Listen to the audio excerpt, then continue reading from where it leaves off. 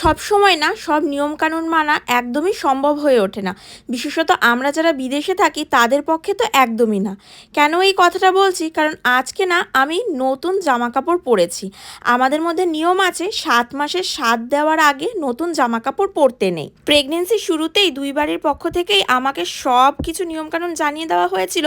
কিন্তু কখনো না আবার ফোর্স করা হয়নি যে এগুলো মানতেই হবে।